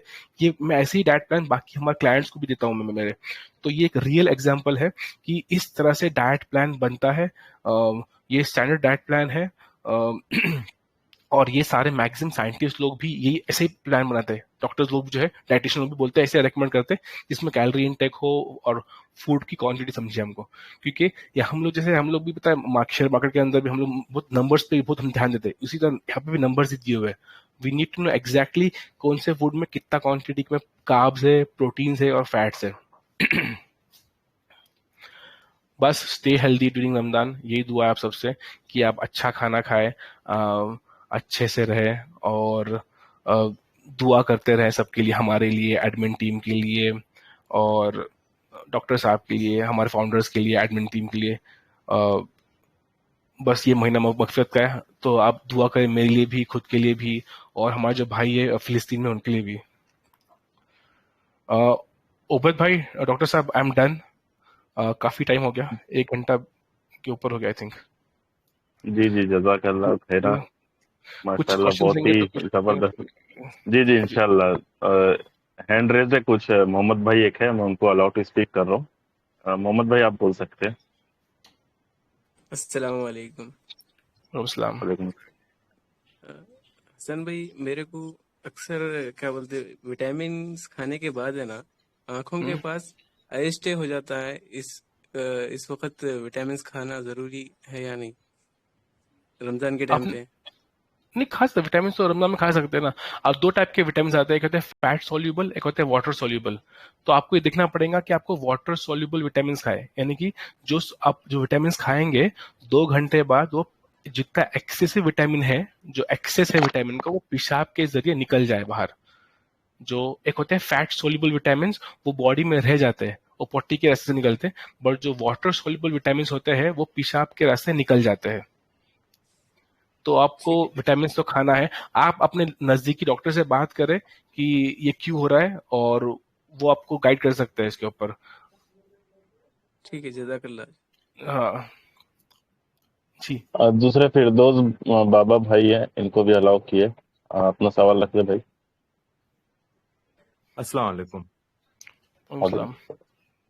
तो दो क्वेश्चन है। एक तो ये जो मल्टीविटामिन है, इसमें जो कवर होता है ग्लूटेन का होता है, जो हलाल नहीं है। सो जिलेटिन जी। मल्टीविटामिन का हलाल कौन से टैबलेट से? दूसरा, ये जो वी प्रोटीन है, इसमें भी कौन सा खा सकते हैं हलाल प्रोटीन? वी प्रोटीन जो सही मेरी। जी जी। तो आपके दो क्वेश्चन थे। एक तो आपने पूछा है ग्लूटिन, ग्लूटिन नहीं बोला आपने, आपको कहना चाहता जिलेटिन। जिलेटिन जो है वो जिलेटिन, यस है, यस। हाँ हाँ जिलेटिन है। ग्लूटिन अलग चीज, ग्लूटिन एक प्रोटीन है। जिलेटिन जो है वो बनता है जो नॉनवेज होती है, नॉनवेज के फैट्स के बनता है जिलेटिन। तो आप प्योर वेज टैबलेट्स खाएं। प्योर वेज जो होते हैं मल्टीविटामिन टैबलेट्स आते हैं जो बिना जिलेटिन के होते हैं, वो मार्केट में अवेलेबल है, वो आप खा सकते हैं। जिलेटिन फ्री टैबलेट्स जो है वो आप मिलते हैं मार्केट में, वो आप खा सकते हो। और वे प्रोटीन सबसे बेस्ट जो कंपनी है, जो मैं रेकमेंड तो नहीं करना चाहता था कोई नाम, बट जो कंपनी है वो ऑन या मसल ब्लेज कंपनी है, इनका प्रोटीन खा सकते हो, वे प्रोटीन। वे प्रोटीन बनता है प्योर मिल्क से। मिल्क से बनता है चीज, उस चीज से, वो चीज से बनता है वे प्रोटीन। तो आप वे प्रोटीन खा सकते हैं। वे मैं वे प्रोटीन के बारे में एक छोटी सी मेरी भी नॉलेज है, मैं बता देता हूँ। अक्सर हमारे घरों में दूध फट जाता है, तो हम जी उसका जो सूखा पार्ट रहता है उसको निकाल देते हैं और पानी को अक्सर फेंक देते हैं। तो जो पानी को फेंकते हैं ना, इसी से वे प्रोटीन बनाया जाता है। करेक्ट बहुत से लोगों को करेक्ट। मालूमात नहीं होती है, लेकिन यही जोर से वे प्रोटीन का। और जो दूसरा सॉलिड पार्ट करेक्ट बचता है वो कैसीन प्रोटीन बनता है उससे। तो केसिन बन ये जाता है, वे जैसे प्रोटीन भी प्योर वेज ही है। करेक्ट। यस जी वेज ही, प्योर वेज है, दूध से बनता है वो। जी जी। और कोई सवाल? ठीक है, अरफात भाई है, उनका हैंड रेज है। अरफात भाई, आप अपना सवाल रखें। एक क्वेरी है विद रिगार्ड्स टू चिकन। आजकल जो चिकन आता है तकरीबन, मतलब ये पोल्ट्री का आता है, and that is I mean like these chickens are fed with calcium and not known what all chemicals and all that stuff. So is that really nutritious?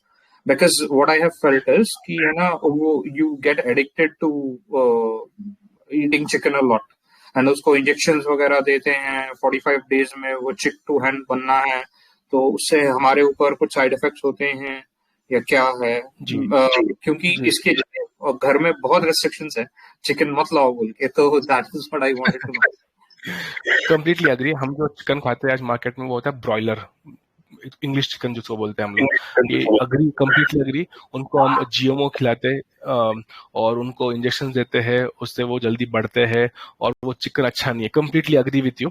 But country side जो है वो भी chicken मिलता है, country side grass fed chicken भी है, बहुत कम है बट है, अवेलेबल है। और जो अच्छे ब्रांड्स है उनके भी चिकन है जिनको ज्यादा से ज्यादा इंजेक्शन और वो सब नहीं देते। तो आपको देख के खाना पड़ेगा वो। तो कोशिश तो ये करें कि अब कम से कम खाए, और मटन खाए हो सके तो, या फिर थोड़ा बीफ खाए, मिक्स खाए। आपको सब खाना है, चिकन, मटन, फिश, बीफ, सब खाना है। हर टाइप का प्रोटीन खाना है। एक प्रोटीन सोर्स पे आप एक प्रोटीन पे मत रहो आप। कोशिश Okay. करो कि आप सब टाइप के प्रोटीन सोर्सेस खाओ। तो आपको चिकन से डर लग रहा है तो फिश खाओ, फिश है तो वे प्रोटीन है, एग्स है, बीफ है, बहुत सारे ये है। तो आप कोशिश ये करें कि जी एक सोर्स पे ना रहे। जी, I completely agree with you कि हाँ, हम जो चिकन खाते हैं वो होता है ब्रॉयलर चिकन, और उसमें बहुत ज्यादा खामियां है, खराबी ज्यादा है, अच्छा ही कम है। बट अब ये मार्केट में यही चलते आ रहा है, तो कोशिश ये करें कि अब देसी मुर्गा, देसी जो आता है कंट्री साइड चिकन, वो खाए। श्योर, जी शुक्रिया। अस्सलाम थोड़ा वालेकुम महंगा है सर। वो, हाँ हाँ अवेलेबल है। जी। जी अस्सलाम वालेकुम। सलाम। मेरे क्वेश्चन ये था सर कि मैं ऑफिस में काम करता हूँ तो उसमें पूरे दिन बैठे रहना पड़ता है 4-5 घंटे के लिए, तो उसमें थोड़ा वेट गेन हो जाता है। इसमें तो कैसे करें कि वेट भी हमारा मेंटेन रहे और ऑफिस में भी कोई फर्क ना पड़े काम में। तो आप खड़े रह के काम करते हैं, बैठ के काम करते हो आप? जब बैठ के करते हैं ऑफिस में, पूरे दिन सीट पे बैठे रहते हैं ना, तो उस हाँ वजह जी से जी, वेट बिल्कुल सीडेंटरी लाइफ स्टाइल आपकी। तो कोशिश करें फ्रीक्वेंट खाना जो है कम से कम फ्रीक्वेंट मील्स ले, 2-3 बार खाना खाए और कम खाना खाए। और आप हो सके तो जिम जो है वॉकिंग स्टार्ट करें ऑफिस के अंदर ही, अगर आप कर सकते हो, अलाउड है आपको, अगर स्टेयरकेस यूज करना, स्टेयरकेस से ऊपर नीचे जाना, और जितनी आपकी कैलोरी रिक्वायरमेंट है बॉडी की उतना ही खाना खाए। आपको भूख लगेगी और बट कोशिश करें कि आप खाना ना खाए। अगर आपकी रिक्वायरमेंट है 1600 कैलोरीज की, 1200 कैलोरीज की, आपका हाइट और वेट के हिसाब से उतना ही कैलोरीज खाए आप। आपको वो कैलकुलेट करना पड़ेगा, मैंने कैलकुलेटर दिया हुआ है ग्रुप में, तो वो डालो, चेक करो, और आप उतना ही कैलोरीज खाए, कोशिश ये करें। और जंक फूड अवॉइड करें, ऑफिस के अंदर जंक फूड अवॉइड करें, ऑफिस में बहुत सारा जंक फूड मिलता है, वो तो कोशिश करें कि अवॉइड करें वो। जी अनीस शेख है, इनका एक लास्ट क्वेश्चन ले लेते हैं, उसके बाद इंशाल्लाह फिर जी एंड करते हैं। जी जी अनीस भाई बोलिए।